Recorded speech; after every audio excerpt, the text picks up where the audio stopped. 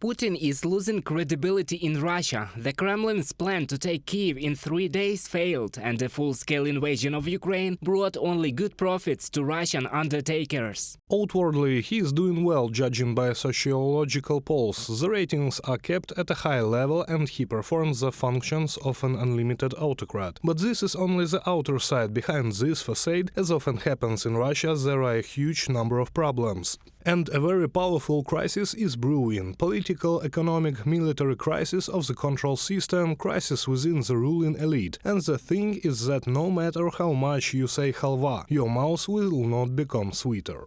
The ruling Russian elite understands that Russia is heading towards collapse. The war is eating up the budget, but there are no successes at the front. In addition, the Federation is experiencing a shell hunger because of the sanctions imposed by the US and the EU. Some other types of weapons are also in short supply, and huge losses of personnel reduce the motivation of soldiers. The failure of the Russian army is demonstrated by an attempt to capture Bakhmut. Fierce fighting for the city have been going on since August 2022. The enemy, even if he succeeds in capturing Bakhmut, is unlikely to have forces to continue the offensive. And I can give an example when the enemy occupied Severodonetsk after our forces left it. Further offensive almost absolutely stopped. Russian propagandists explain their failures on the front by saying that Russia is not at war with Ukraine, but with NATO.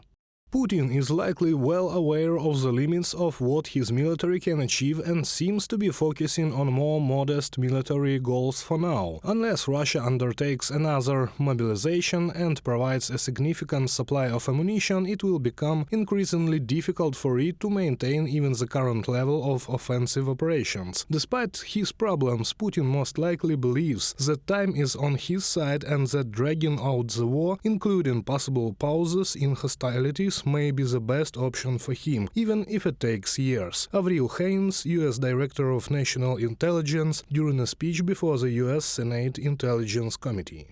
However, to wage a long-term war, Putin needs huge resources, and they are running out. Russia is a pariah country, and to help it means to become a pariah itself. China could supply Putin with weapons and military technology, but does Beijing need it?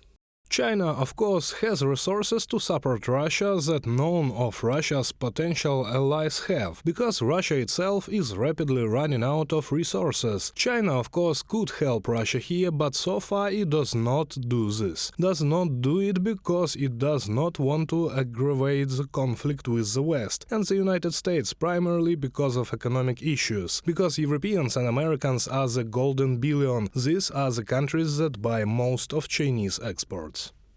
Putin is not ready to enter into an open confrontation with the alliance. It will no longer be possible to frighten with the status of the second army of the world, and he is unlikely to dare to use nuclear weapons, experts say. The most likely outcome of the crisis, which Putin himself created, is the defeat of Russia. Of the 167 experts interviewed by the Atlantic Council, 46% said the Federation could collapse or disintegrate within the next 10 years.